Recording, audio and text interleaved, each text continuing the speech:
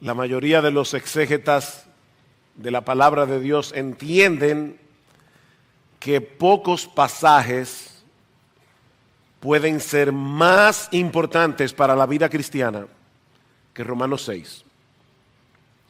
Así que vamos a pedirle al Señor que se complazca en bendecir su palabra a pesar de nuestra debilidad. Vamos a orar. Bendito Señor, nosotros sabemos que en nosotros mismos no tenemos la menor capacidad de predicar tu palabra de tal manera que opere con poder en el corazón de los hombres. En algunos para salvación, en otros para edificación. Por eso, Señor, una vez más te rogamos, te suplicamos que vengas hoy y nos des entendimiento y nos ayudes a abrazar con gozo, con deleite estas verdades. Ayúdanos a vivir conforme a estas verdades, porque te lo pedimos en el precioso nombre de Jesús. Amén. A través de toda la historia de la iglesia, el evangelio de la justificación solo por gracia, solo por Cristo, solo por medio de la fe, ha sido atacado tanto por los legalistas como por los antinomianos. Los legalistas son aquellos que piensan que en última instancia nos ganamos el favor de Dios a través de nuestros méritos, por medio de nuestra obediencia, y ellos piensan que la doctrina de la justificación por la fe sola, sin las obras de la ley, promueve el pecado. Cuando el legalista nos escucha predicar, proclamar que somos salvos únicamente por creer en Cristo y no por nuestra santidad personal, ellos llegan a la conclusión de que lo que estamos diciendo es que el cristiano puede vivir como le venga en ganas y aún así será salvo. Pero por el otro lado están los antinomianos. Esta palabra es una palabra compuesta, antinomos, que significa en contra de la ley. Y los antinomianos piensan que eso es precisamente lo que el evangelio enseña. Somos salvos por gracia, no por obras. Ya Cristo obedeció la ley en nuestro lugar. Y por lo tanto, ya yo no tengo que preocuparme por eso. Por supuesto, esto más que una creencia formal, es una actitud del corazón. La gracia, todo es por gracia, ya yo no me preocupo, yo no me afano, es por gracia. Mis hermanos, ese es el error que Pablo va a comenzar a corregir a partir del capítulo 6 de su carta a los romanos. Si ustedes quieren sintetizar la carta de Pablo a los romanos, por lo menos los primeros 8 capítulos, pueden resumirlo de esta manera. 1:18 a 3:20, el tema es condenación. 3:21 a 5:21, el tema es justificación. 6 al 8, santificación. Ese es el resumen de la carta de Pablo a los romanos, los primeros 8 capítulos. Condenación, justificación, santificación. Al final del capítulo anterior, que consideramos la semana pasada, Pablo concluye diciendo que donde abundó el pecado, ¿qué dice Pablo? Sobreabundó la gracia. Era para ver si estaban despiertos. Donde abundó el pecado, sobreabundó la gracia. Bueno, la conclusión, que parece más lógica para los antinomianos, es que debemos pecar más para que podamos ver brillar la gracia con más esplendor. Noten otra vez el versículo 1. ¿Qué diremos entonces? ¿Continuaremos en pecado para que la gracia abunde? ¿Ven el punto? O sea, Pablo acaba de decir, donde abundó el pecado, sobreabundó la gracia. Ah, bueno, entonces la conclusión más lógica es, vamos a pecar más para que la gracia abunde más. Mientras más pecamos, mayor gracia. La lógica del Evangelio, mis hermanos, es absolutamente diferente. Porque la misma gracia de Dios que perdona nuestros pecados, también nos liberta de la esclavitud del pecado para que podamos vivir para Él, para que podamos vivir en santidad. No somos salvos por la fe, más nuestras obras, por la fe, más nuestros méritos, por la fe, más nuestra obediencia a los mandamientos de Dios. No, es solo por gracia, es solo por Cristo, es solo por medio de la fe. Pero mis hermanos, todo aquel que es justificado también es santificado. La santificación es el resultado de la justificación. De ahí la reacción, yo diría casi emocional de Pablo cuando dice en el versículo 2, de ningún modo. Y esa es una expresión muy fuerte en el texto griego.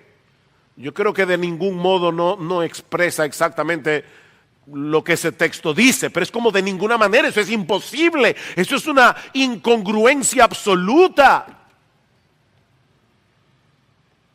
El que no está siendo santificado nunca ha sido justificado.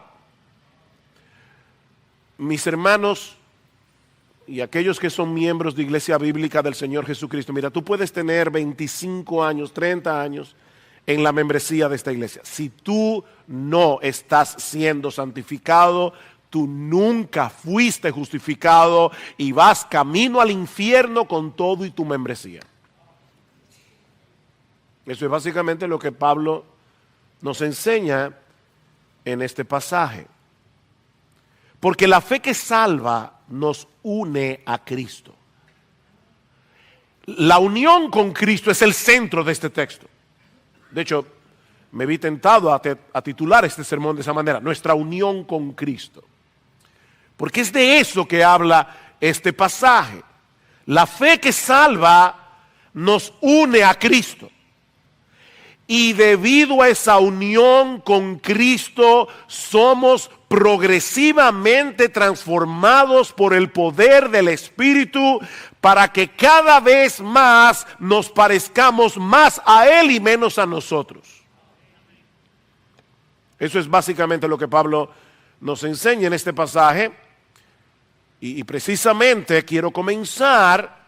Mi primer encabezado es hablando acerca de nuestra unión con Cristo, porque si no entendemos esa parte, no vamos a entender todo lo demás. Dios nos ha unido a Cristo desde el instante en que creímos en Él. Vean una vez más los versículos 1 al 3. ¿Qué diremos entonces? ¿Continuaremos en pecado para que la gracia abunde? De ningún modo. Nosotros que hemos muerto al pecado, ¿cómo viviremos aún en él? ¿O no sabéis que todos los que hemos sido bautizados en Cristo Jesús, hemos sido bautizados en su muerte? Esta tarde, como ya se avisó, vamos a tener un bautismo en nuestra iglesia, así que vamos a tener la oportunidad de ver un ejemplo en vivo de lo que Pablo nos está enseñando en este texto. Todo verdadero cristiano debe bautizarse. Ahora, ¿qué es lo que el bautismo simboliza? Mis hermanos, lamentablemente, muchos ven el bautismo en función de nosotros. ¿Qué significa el bautismo? Bueno, que yo he creído en Cristo y por lo tanto ahora yo estoy dando testimonio público de mi fe.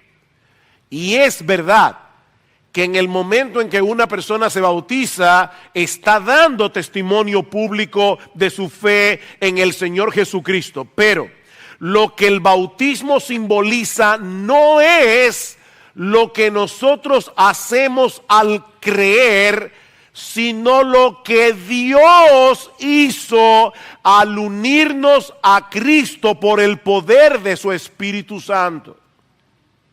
Es por eso, mis hermanos, que todos los verbos que están en los versículos 3 al 7, todos están en voz pasiva.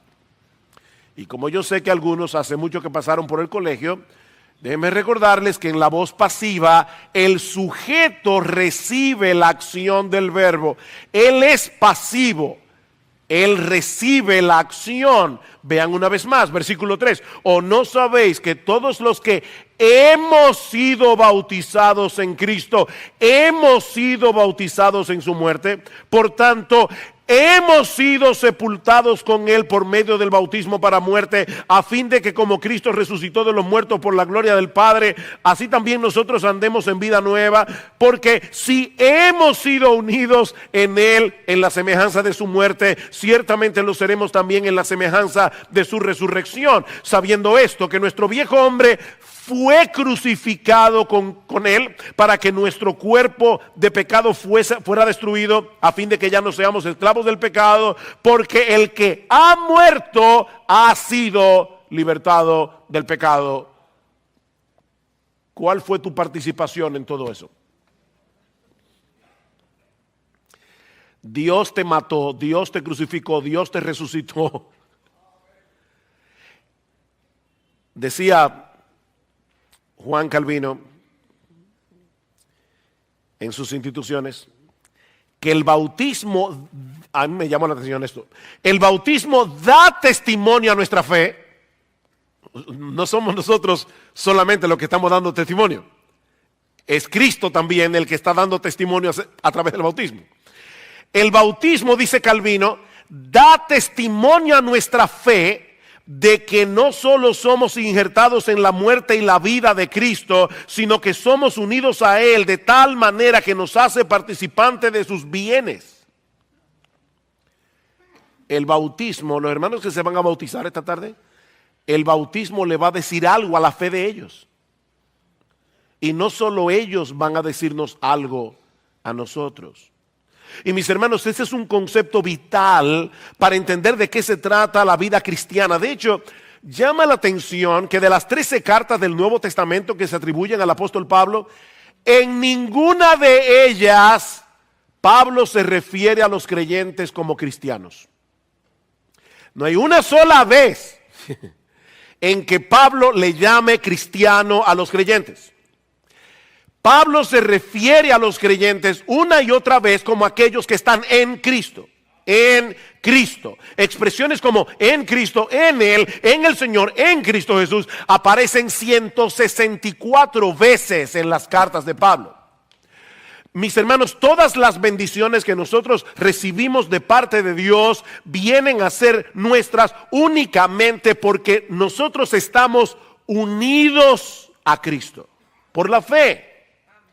Es de su plenitud que tomamos todos gracia sobre gracia. Él es la vid, nosotros somos los pámpanos, Él es la cabeza, nosotros somos el cuerpo. De manera que la salvación no consiste en algo que Dios nos da por causa de Cristo. No, la salvación es que Dios nos da a Cristo. No es algo que se nos da por lo que Cristo hizo, es que Dios nos da a Cristo mismo para que habite en nosotros por su Espíritu. Pablo dice en 1 Corintios capítulo 1 versículos 30 al 31, mas por Él, refiriéndose a Dios el Padre, estáis vosotros en Cristo Jesús, el cual nos ha sido hecho por Dios sabiduría, justificación, santificación y redención, para que como está escrito, el que se gloría, gloríese en el Señor. Por Él estáis en Cristo. Por supuesto, esta unión es un misterio.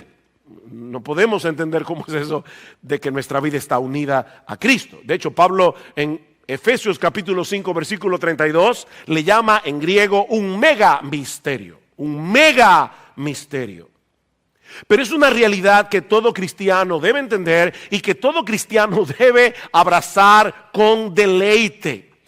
Una analogía que nos puede ayudar para entender este tema de la unión con Cristo es la del matrimonio, que es la que Pablo usa en Efesios capítulo 5. En Efesios 5, luego de citar Génesis capítulo 2, de que el hombre dejará a su padre y a su madre y se unirá a su mujer y los dos serán una sola carne, Pablo dice, grande es este misterio, mas yo digo esto respecto de Cristo y de la iglesia, no del hombre y de la mujer, sino de Cristo y de la iglesia. Porque la unión en el matrimonio del hombre y de la mujer es una parábola viviente de la unión de Cristo con su iglesia. Este viernes en la noche se casaron dos hermanos, Eric y Yanni, aquí en nuestra iglesia. Hasta el pasado jueves, hace 3 días, ellos eran dos solteros que estaban comprometidos para casarse. A partir del viernes en la noche, y debido al pacto matrimonial, ellos dejaron de ser dos para convertirse en una sola carne. Increíble. El jueves eran dos. A partir del viernes en la noche, eran uno. Por supuesto, Eric sigue siendo Eric, Jamie sigue siendo Jamie, pero tan pronto firmaron el acta matrimonial, sus vidas quedaron unidas de tal manera la una con la otra, tanto en un sentido legal como práctico, que ahora se pertenecen entre sí. Están realmente unidos el uno al otro como la cabeza y el cuerpo. Y ya nadie los puede decapitar.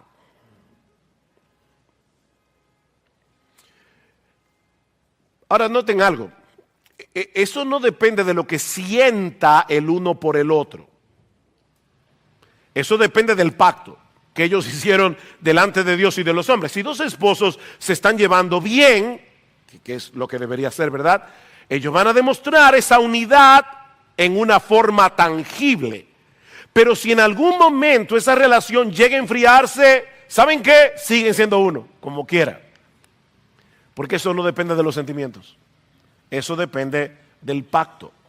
Y eso es precisamente lo que ocurre entre el creyente y el Señor Jesucristo. En el momento en que un pecador se arrepiente y cree únicamente en Cristo para el perdón de sus pecados, Dios une su vida a la de Cristo con un vínculo que nada ni nadie puede separar.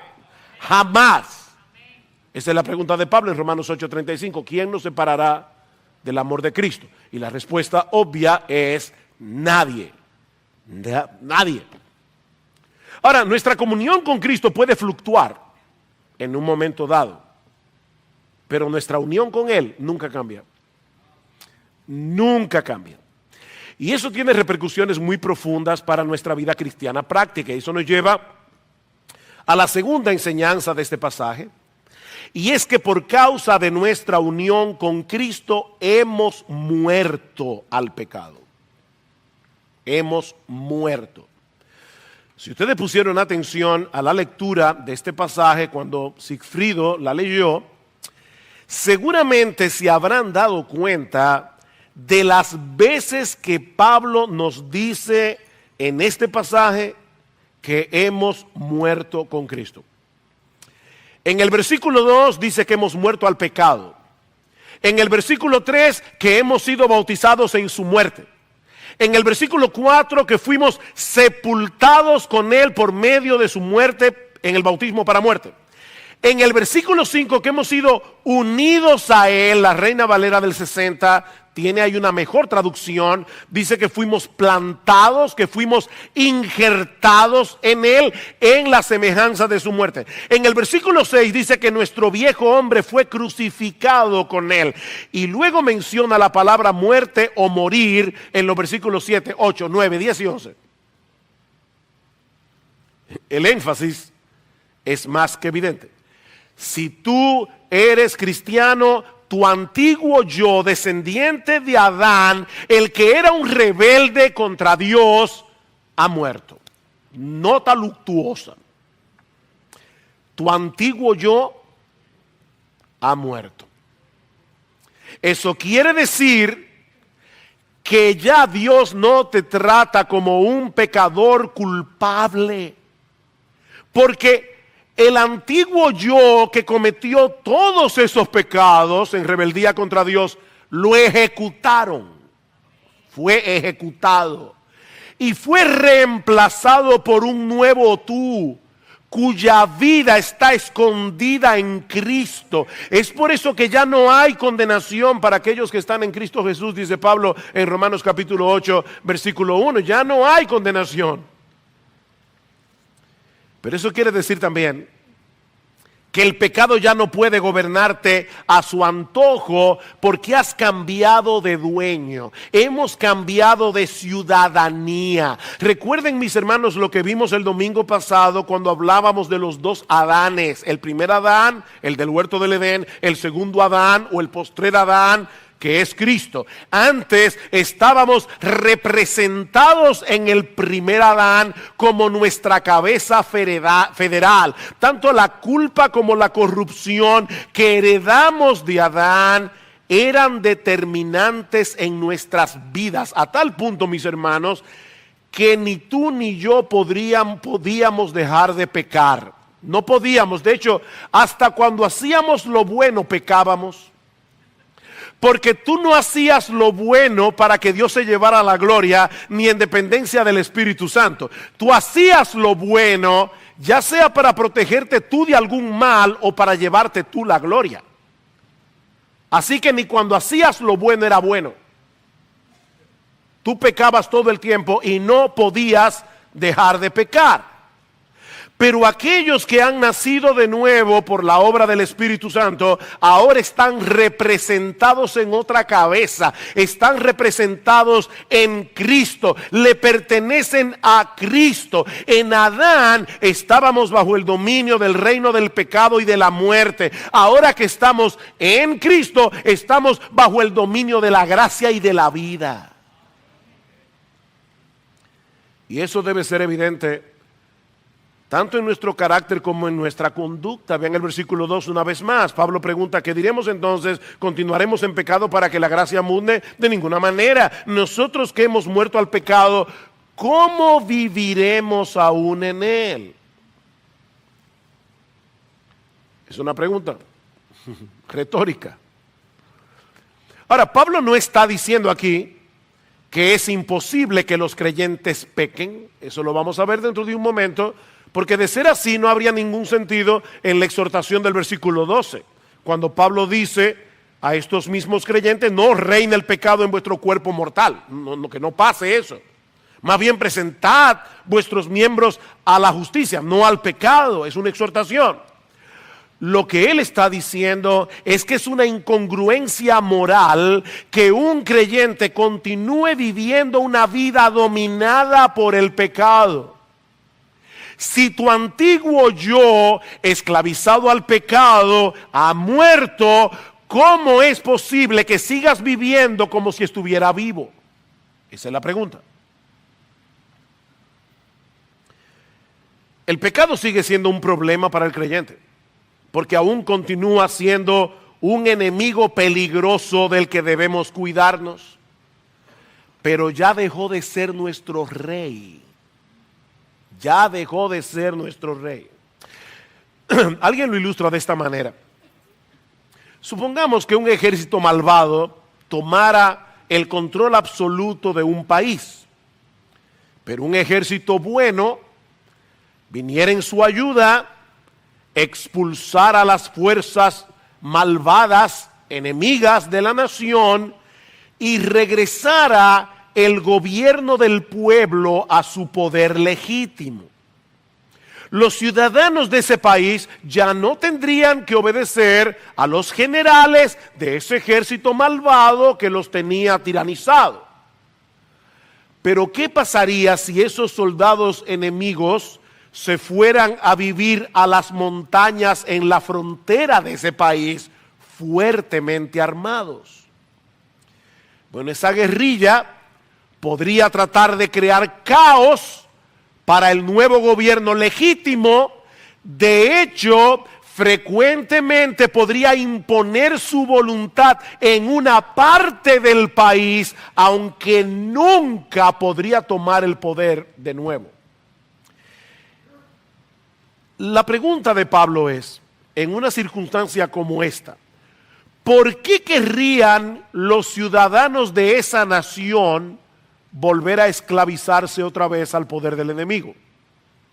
¿Ven? Los que hemos muerto al pecado, ¿cómo viviremos aún en él? Es imposible que un verdadero creyente quiera regresar a su antigua vida de completa rebeldía contra Dios, porque su antiguo yo ha muerto y ha sido libertado de esa esclavitud. El creyente desea de corazón hacer la voluntad de Dios, y cuando peca, siente vergüenza por haber pecado y es traído de nuevo al arrepentimiento. Vean una vez más los versículos 6 y 7. Dice Pablo: sabiendo esto, que nuestro viejo hombre fue crucificado con él, para que nuestro cuerpo de pecado fuera destruido, a fin de que ya no seamos esclavos del pecado, porque el que ha muerto ha sido libertado del pecado. Yo sé que la Reina Valera dice justificado del pecado. Las dos ideas pueden fundirse aquí, porque todo el que ha sido justificado del pecado ha sido libertado del pecado.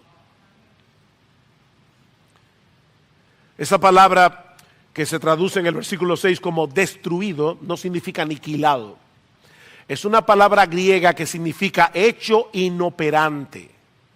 Lo que Pablo parece estar diciendo en estos dos versículos es que nuestra vieja naturaleza, descendiente de Adán, esclavizada al pecado, fue crucificada con Cristo para que el pecado no continúe encontrando libre expresión en nuestro cuerpo. Por eso le llama el cuerpo pecaminoso carnal. El pecado obra a través de nuestro cuerpo.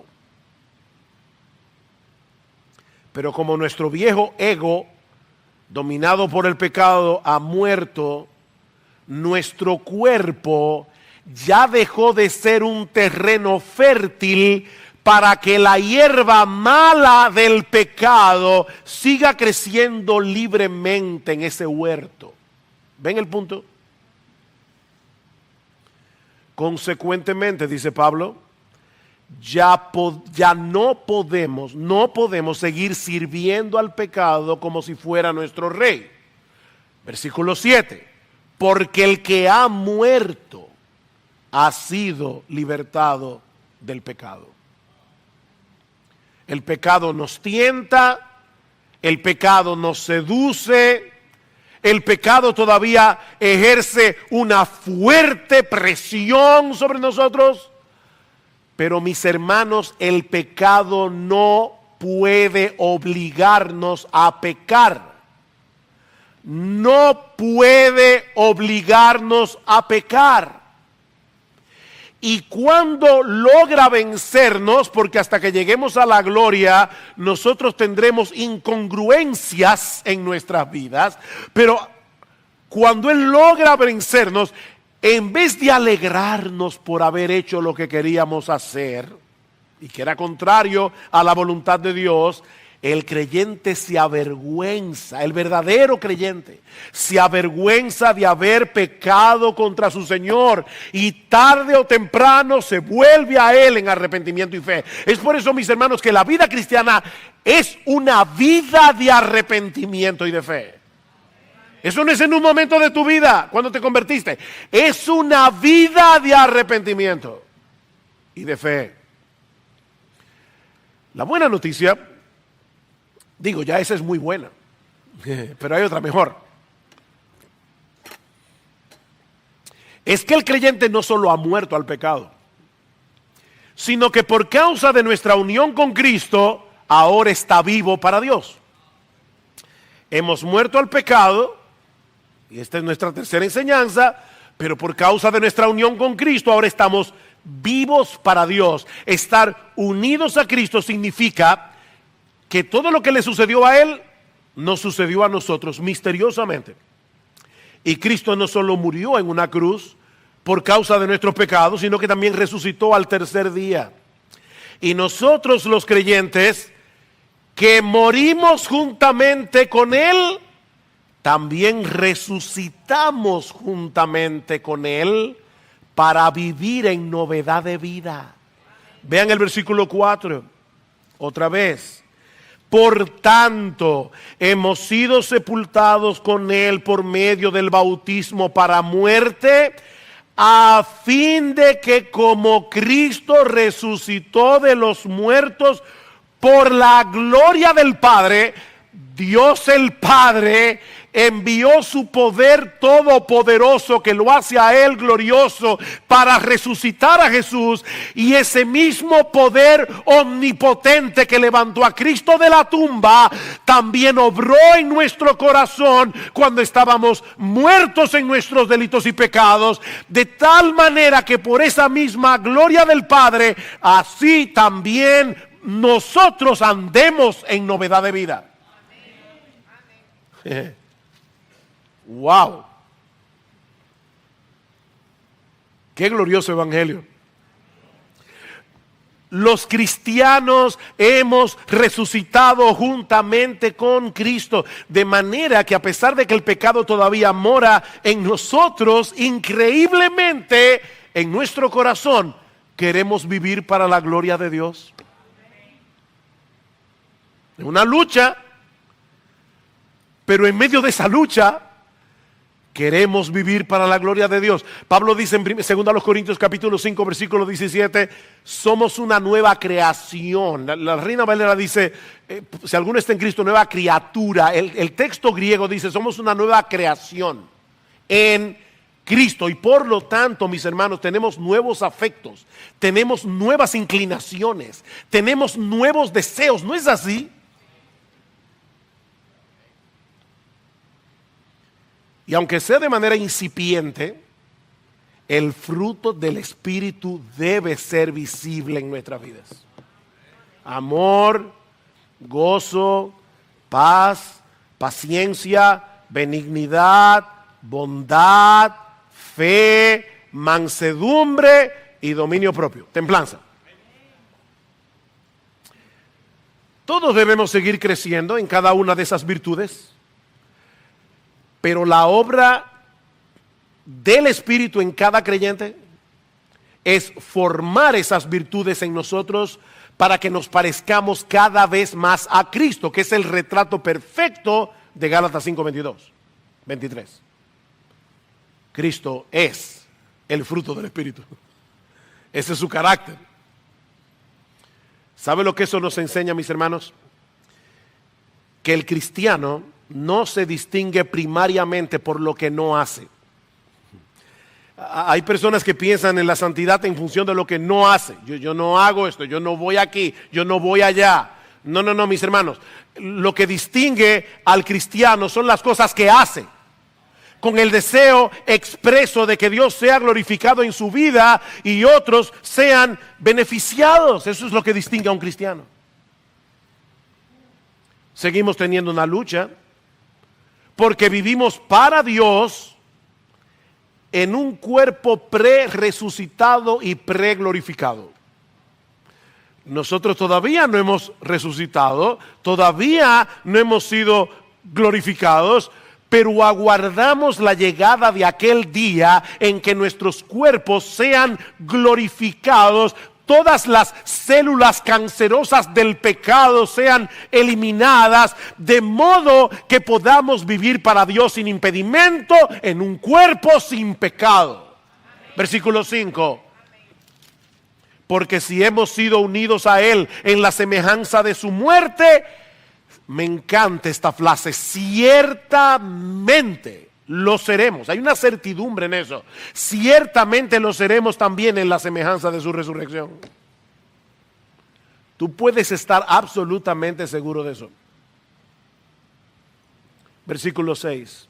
Sabiendo esto, otra vez, certeza, que nuestro viejo hombre fue crucificado con Él para que nuestro cuerpo de pecado fuera destruido, a fin de que ya no seamos esclavos del pecado. De nuevo, Pablo está diciendo, no podemos seguir sirviendo al pecado porque ahora tenemos otro dueño. Versículo 9. Sabiendo que Cristo, habiendo resucitado de entre los muertos, no volverá a morir, ya la muerte no tiene dominio sobre Él, porque en cuanto Él murió, murió al pecado de una vez para siempre, pero en cuanto vive, vive para Dios. Así también vosotros consideraos muertos para el pecado, pero vivos para Dios en Cristo Jesús. vivos para Dios. La muerte de Cristo es un evento único e irrepetible, pero el resultado de su resurrección permanece para siempre. Él murió en un punto de la historia, pero ahora está vivo para Dios. Y así seguirá siendo por los siglos de los siglos. Bueno, lo que Pablo está diciendo aquí es que de la misma manera los cristianos en un momento murieron al pecado, al momento de la conversión, pero ahora viven para Dios por el resto de sus días, aguardando la esperanza de que la muerte no podrá retenerlos. Resucitaremos en gloria y serviremos a nuestro Dios por los siglos de los siglos. Ven, hermanos, hay una conexión aquí entre nuestra vida presente y nuestra vida futura. Déjeme ponerlo de esta manera.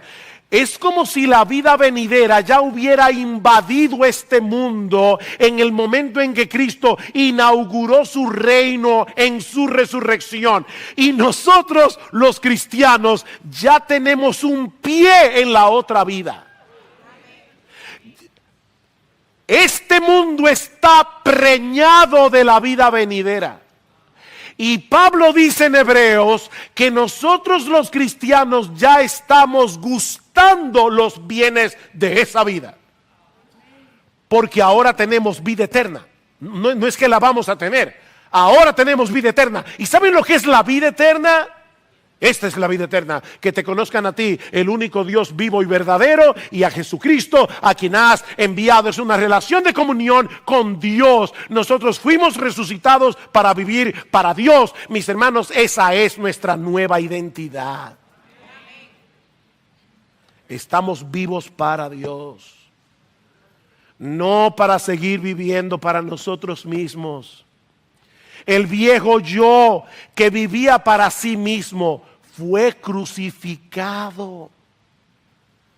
De manera que la vida que ahora vives, debes vivirla para Él. El amor de Cristo nos constriñe pensando esto, que si uno murió por todos, luego todos murieron, y por todos murió para que los que viven ya no vivan para sí. Ya, olvídate de eso ya no vivan para sí, sino para aquel que murió y resucitó por ellos. Con Cristo estoy juntamente crucificado y ya no vivo yo, mas vive Cristo en mí, y lo que ahora vivo en la carne, lo vivo en la fe del Hijo de Dios, el cual me amó y se entregó a sí mismo por mí. Ya no vivo yo. Me preocupa cuando veo a muchos cristianos que profesan ser cristianos enarbolar continuamente la bandera de la libertad cristiana,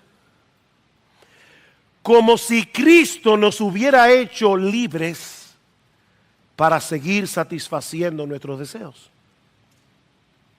Y cuando tú le dices, hermano, no, guárdate de esto, es mi libertad cristiana. ¿Sabes lo que es la verdadera libertad cristiana?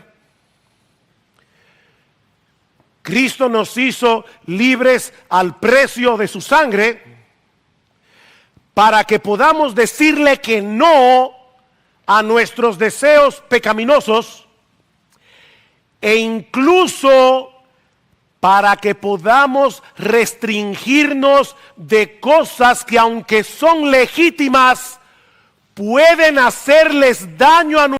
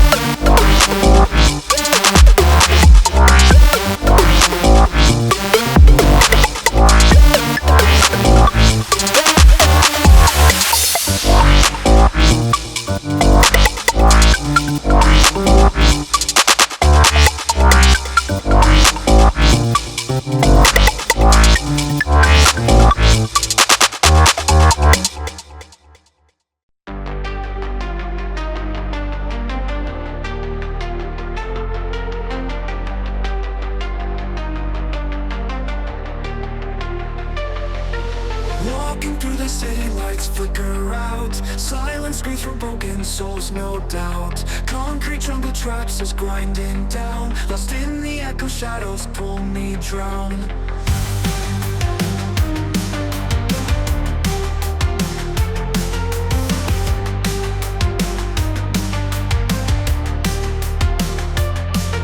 Streetlights buzzing, whispers in the dark. Neon shadows glowing, leaving marks. Pavement breathes our stories, old and cold. Past and future twisting, all unfold. We are lost in neon nightmares. Ghosts of dreams, electric flares. Running fast but going nowhere. In the maze we live in despair.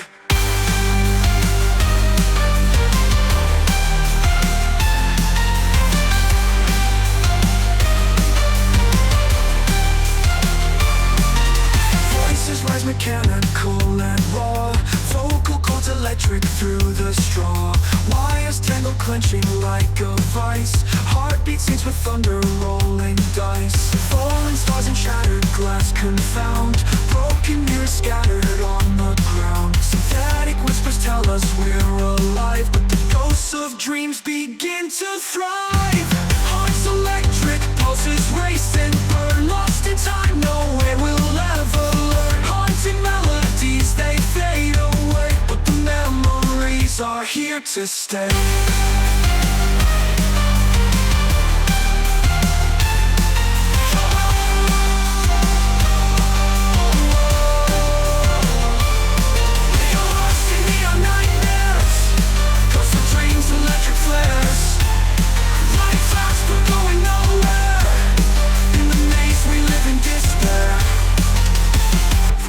Distance, a flicker of light. A single star cuts through the endless night. A tiny spark, a whispered prayer. Maybe hope can bloom even here in the neon air.